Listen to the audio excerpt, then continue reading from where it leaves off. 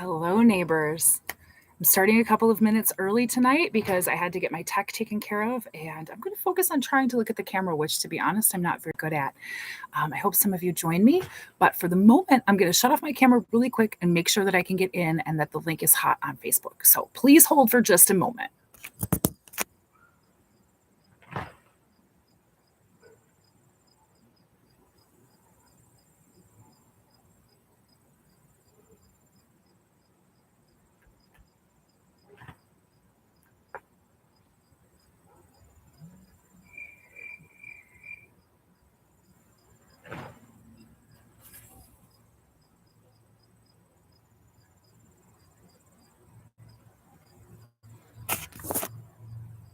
So it looks like my link is not live.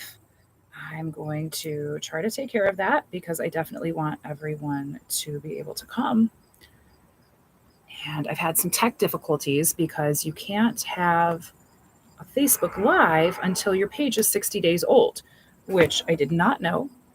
So bear with me while I try to take care of this.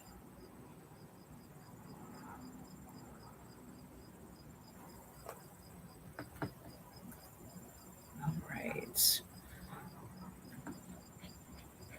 I'm going to try to check another way too. As it says that I'm on and that I've been on. Yes, it is working. Okay. I'm going to drop the link right in the Facebook page. Discussion.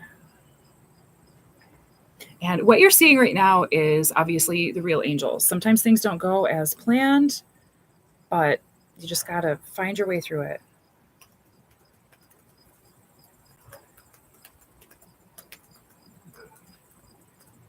All right. Okay, I made a public post. And I want to pop this in the event chat too.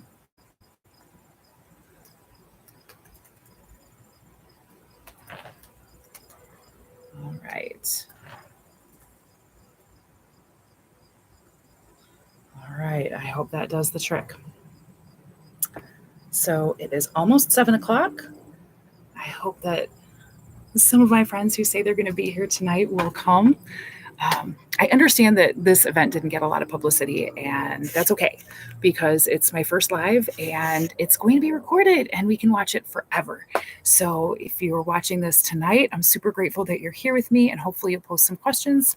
If not, you can watch it some other time. So it is officially 7 o'clock. So I want to say, welcome, neighbors. Thank you so much for being here today. You can already tell that I have some notes over here to my side.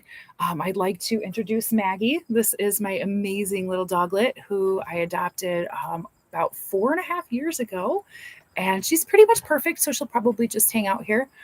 But she also might see a neighbor that she wants to say hi to, so don't be surprised if you hear a little peep out of her. So this is the first of, of many, many weekly lives. And things like that might happen. I'm sitting outside tonight because it is 1,000 degrees and obviously I have my air conditioning running, but it comes on and it goes off and it's just a great big window unit. So I wasn't certain that people would be able to hear me okay if I sat inside. So I'm on my front porch tonight with my hair in a ponytail, trying not to frizz and melt. And of course, I forgot my drinks in the house. I had a nice tea and a big water prepared, but they're sitting inside. So I'm going to talk as long as I can. That's not true. Probably only going to be here about 15 minutes. But if you're here already, please drop a comment, give me a like. You can share this video to your friends. That would be fantastic because I have a few things to talk about tonight, and I'm going to try to stay to about 15 minutes. So every week I will be here until the election. I chose Tuesdays because that is the day that the city commission usually meets. So I want you to get used to seeing me on Tuesdays. I'm also going to adjust my camera just a bit because I'm a handsy kind of talker and I want everybody to see who I really am. The city commission meets the first and third Tuesdays of every month. And unless it falls on a holiday, then there's a special schedule. I am planning to do the live every Tuesday. And then once I'm elected, always speaking in the affirmative, I will go live at least once a month on a Tuesday night. And then I will probably try to be in person somewhere for what we call office hours on the other Tuesday. And then probably once a month, I'll do something on a weekend, like an office hours, so that folks who work during the week or, are second shifters like I was for, gosh, 25 years, can still have a chance to talk to the mayor. Somebody I know is going to say, well, that might violate the Open Meetings Act. No, it won't, because everything will be announced ahead of time.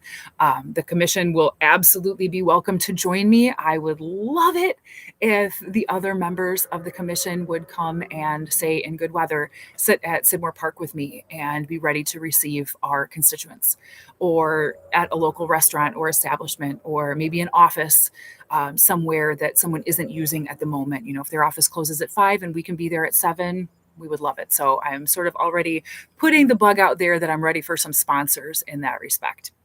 So I have some bullet points to just try to help me remember what are some important things about me that I should say. I've lived here in Three Rivers in the area for over 16 years now. It was always my childhood dream to move here one day. And I always thought that day would be when I retired. But instead, I decided that I would move here the day after I turned 30. I grew up vacationing here in a little trailer in a little cottage down at Camp Withers, and digging in the sand and playing there and catching frogs and, making little berry concoctions in the woods. My aunt and uncle have a cottage out on Long Lake where I spent a lot of time. That's a little more conducive to having kids swim. So we did a little more swimming out there. And this place has always been magical to me. I knew even when I was a little girl that someday I wanted to be the mayor of Three Rivers. And to be honest, at that time, my only reference for what a mayor was the mayor of the Munchkin City in the county of the Land of Oz. But I just knew that this was my future. I also knew that Sidmore Park was a very, very special place. Even though I grew up calling it Skidmore Park with the K sound, I'm doing my very best to adjust to the just S sound. So if you hear me make a mistake, know that I'm apologizing to Mr. Sidmore in my head and trying to correct myself. I wrote on my website that it was really amazing to find out as an adult that Sidmore Park was once the home of the Potawatomi and the Miami Native Americans. And I know I could always feel it because there's a magic there that is palpable. And I know that it's because of all those souls that have been here for so long. And I'm so grateful that it's preserved and that it's a park and that it's not going anywhere. And that anytime I want to, I can go and sit there and feel that magic. I used to live downtown and I had 2 dogs at the time. And I can't tell you how many times I would go there day after day in the winter with my little girls. And ours were the only footprints. And I can't explain the magic that feels like. It was sad because, of course, I want more people enjoying the park, but in the bitter winter cold, I kind of understand. So that's a little bit about how I got here. Since I've been here, I've worked in a bunch of restaurants and at Home Depot. So if you're thinking, where do I know her from? It's probably from somewhere I served you lunch or dinner or a cocktail, or when I helped you buy flooring or fix your toilet or pick out a paint color or something like that at Home Depot. Those were jobs that I loved. I absolutely loved working in hospitality. I loved working at Home Depot. I still feel like I'm part of the Home Depot family. I'm super grateful to Team Depot for their continued support of our community. They send volunteers almost annually now to help improve our parks. And that's something I started, I think, 11 years ago when I worked at Home Depot, and I had our team make our downtown preservation and restoration a district project. So we had people come in from, I believe, 12 different stores, and over 3 of the best days of my life, we shined up our parks and downtown. We cleaned, we painted, we sanded, we swept, we pulled weeds, and it was the most fun I've ever had. I've actually personally been in both of our ponds to pull weeds with that team, and there's pictures. Someday I will post it. It was so much fun. It was backbreaking labor, and it was, like I said, some of the best days of my life. So I'm hoping I get a chance to do that again, because it's fun to wear waders and use a pitchfork, and you pitch the fork in and you twist up the weeds and you pull it and then sort of let the weeds float away, and they come by with a big scoopy truck and take it somewhere else. And so that's what I did when I first came here. Unfortunately, restaurants don't pay that well, and I was struggling desperately, like a lot of folks in town. And I knew that I had to do better. As a single woman, I had pretty much nobody to fall back on. I'm very grateful for my stepdad, Kevin.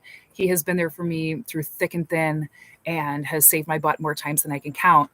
But not everybody has that kind of person. So I understand just how lucky I am. I decided to go back to school and I went to KVCC first and I loved it. I loved it. I know Glen Oaks is a wonderful place too, so no shade on Glen Oaks, but I am so grateful that I went to KVCC. I had amazing instructors and professors and learned so much. And it was really hard, but I worked my butt off and I got my associates there. Next, I went to Western, and because I didn't want to leave, staying here in this community was really important to me.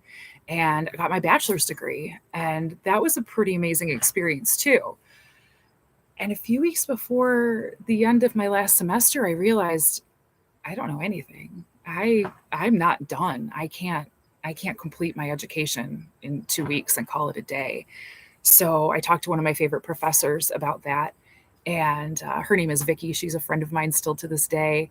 And I told her what I just told you, and she said, "Well, then get a master's degree." And I thought, that's crazy. And I hearkened back to a time when one of my favorite professors at KVCC said, "You should come back and teach this class someday." And I kind of giggled. I said, "Oh, that's such a compliment." I said, "But I'd need a master's degree to do that." And he said, "Yes, you would." And at the time, I didn't think it was possible. I was starting off in my associates, starting school at 35, and a master's degree just seemed like the farthest thing from possible in the world. And here I sit with a master's degree in public administration from Western. And public administration is a field that not everybody knows what it is. It's not an obvious thing, but it's how to run a nonprofit or a government. So I literally got the education in what I'm trying to do, in how to effectively run a government. And I took amazing classes with amazing professors. I had a couple of duds, but overall, they were outstanding. I'll say firstly that I am so grateful to Dr. Gene McKay, who I mistakenly call Uncle Gene sometimes. So if you ever hear me talk about Uncle Gene, that's who. I wish I could have just gotten a degree from the Dr. Gene School of Public Administration, but it had to come from Western. And he has a lot of real fantastic real life experience working with local governments. So he was able to bring those experiences to us, and he knew how to set up classes where we would all learn from each other. And he set up fantastic opportunities for me to see what reality really looked like and prepare myself for a position like this. I have a few other professors I will definitely be thanking. In fact, one who will be the star of next week's show. So he's not coming in person unless I can get in touch in time and potentially bring him on as a guest, which would be amazing. But I'm going to try to condense a semester of his amazing teachings into one night to teach everybody here in Three Rivers and anybody else who's watching how federal, state, and local governments interact and what their jobs are. I'm doing that for two reasons. I've always wanted to, because people don't know who does what. They see like, oh, fix the roads. Well, we can only fix some of the roads because some of them belong to the federal government. Some belong to the state. Some belong to the county. Some belong to the city. There are different levels to go through. So I want to give a really good picture to my neighbors of what exactly the city does and how to know who to contact when there's something you want to see change. I'm also a certified grant proposal writer. You might hear that just called a grant writer, but the truth is you're writing for proposals. And we desperately need more help in that area here in Three Rivers. I heard, and I'm not sure if this is true, so if I'm incorrect, please forgive me, but I heard years ago that the city was sharing a grant writer with another local nonprofit. And that sounds nice in theory, but I don't know if it worked out for anyone. I understand now that that's not happening, or that's at least what I've been told. And I recently heard from a city employee that we have a new grant writer. But looking back at salaries from last year, I saw approximately $8,000 paid to a grant writer. And that means that they have barely worked at all. I mean, there's no way somebody worked 40 hours a week, 52 weeks a year, and made $8,000. So number one, if we don't have a a full-time grant writer, we need one, because you have to spend money to make money.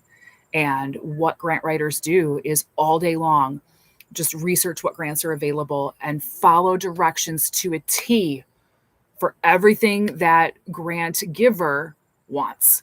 You want a 10-point font, you give them a 10-point font. They want 200 words or less, you give them 200 words or less. They want the history of whatever program it is you're trying to get a grant for, you give it to them, and you record everything that happens with that grant money, every single dollar, because you might be going back to them next year saying, "Hi, can I have this grant again?"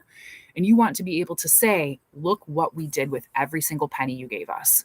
We stayed on your mission. We did exactly what you wanted, for this money to go to. This is what we did. Please give us more." So that's something that I can help with. Can I be a full-time grant writer for the city? Of course not. I have my own full-time job, but I can definitely assist, and I can fight my very best to find a way to employ a full-time grant writer if we don't have one already. So looking down at my notes a little bit more, what do I do every day? Well, I'm a coordinator for a tech company out of state. I am so blessed that I get to work from home, which please don't get the idea that that means I work at my leisure. I work constantly all day long, every single day from 8 to 4. And my heart is with my company from 8 to 4, but I have plenty of time for my heart to be with Three Rivers before and after work. I'm not married. I don't have any kids. Some people say that's a bad thing. It would be nice to be married and have some kids, but in the meantime, I can go ahead and give my energy to the city. So what I do all day is I manage the schedule of about 10 people, and I do all of our client contact. Anytime someone has a technical issue, they call our service department, they get all the information, what's wrong, what needs to happen, and they send it over to me, and then I figure out who I'm going to send, when I can get them there, how long they need to be there, what parts they need. I also interact with that other entity that takes our incoming service calls. That's actually a company I used to work for and then ended up being hired by this one individual company. So I liaise between 60 people, information, and through multiple departments. And I think I do a really good job. I have to talk to every client that we have. I have to sometimes give really bad news. I have to sometimes say someone called in sick and you can't have your appointment today, even though you've waited for 2 weeks. And I do my best, and I always try to represent my company in the best possible light. It's filled with wonderful, amazing people who I'm super happy to work with. So that's a little bit about what I do every day. You already met Maggie. She is the most important thing in my world. So what you've just learned about me is that I'm not a career politician. I have no intention of being the mayor for 30 years. I want to get in, clean things up, and potentially go back to my nice, quiet life and read some books, because I probably won't have a chance to read too many if I'm elected mayor, or shall I say when I'm elected mayor. So what are my goals? I'm sorry, I realize I'm already at 15 minutes. Lead-free water. So all of the municipalities in Michigan are said to have a 20-year mandate to change out their lead pipes. And our current mayor says, well, there's no support and it's, communities can't afford this. Let's go back to the grant writer idea. There are grants out there. I've researched them already. We should be getting grants. We should not rely on our taxpayers to do this whole job. And it shouldn't take 20 years. Am I going to come in 2 years and clean up every lead pipe? Absolutely not. But my plan is to do 20% better in my first year than they were doing, or than what the plan is. Next up, I want a communication center from Three Rivers. As it stands now, you have to dig to find any information on what's happening. When I look at the website, there are things on there that are 4 or 5 years old. There's no information about what's happening now. Our city commission meetings, to the best of my knowledge, are not televised on YouTube, which they should be. It's free and it's not hard to do. I'm sitting on my porch and I'm doing an okay job of it. So I'd like to do that. And I'd like to make City Hall a place where people can come and feel comfortable. It's really intimidating to walk into a meeting and there's this big dais and all these people sitting up there, and your friends and neighbors might be in the crowd, or maybe you don't know anybody. I don't know what's worse. But a lot of folks aren't good at public speaking to begin with. I mean, there's people who'd rather jump out of a plane. So if we can have someone at the center of that all who can say, "Hi, how are you tonight? What are you here to talk about? We're ready to listen." And to be kind, that'll open up the doors for a lot of folks. I want to lead with some accountability. It seems like not only do we not know anything, but we don't know who's in charge of anything, and we don't know who to blame when things go wrong. I'm going to change that. That's absolutely my goal. So with all that said, I'm looking here and I don't see any questions in the chat. Let me check my Facebook page and see if anybody has posted any. And for the record, I'm prepared in case people don't, because, there's a chance that I won't get any viewership tonight. I'm not seeing any questions. I'm not seeing any. Okay, so let me see. Is that one comment? That might be my very own comment. Let me see. All right, it is. So let me pop over and I'll give maybe 5 minutes of just questions that I prepared. One of which was, what do I love most about living in Three Rivers? That's the nature. I absolutely love the fact that there are so many preserves so close where Maggie and I can go and play in the woods or play in the river or go stick my toes in the sand, which is one of my favorite things to do. Winter, summer, spring, and fall, there's always somewhere to go play outside here. And that's the main reason why I love Three Rivers so much. The next is the community. I didn't really know what community meant until I lived here and I had a chance to experience it. So I'm super grateful for all my friends and neighbors and for the community here that pulls together to get things done and to take care of each other. That's really beautiful. What's one thing I would change about how the city communicates? I would just be open about it. It's not hard to communicate in 2025. There are just too many avenues and we are missing them all. So I will improve that. Do I feel heard by the city? No, personally, I don't. I've had some really negative experiences in City Hall, and I know a lot of folks who have too. So it's really in my heart to change that. And that is the basis of why I'm running. I want clean water running through our taps, and I want City Hall to be a safe place to come and express yourself and to give help and to ask for help and to be part of this community. So I already touched on what next week is going to entail, and I'll brief that again. That is going to be a lesson in what the federal, state, and local governments all do, how they interact, who takes care of what. And you'll very likely see my notebook, which I have saved all these years from Rick Brill's state and local government class from KVCC. He's an amazing professor.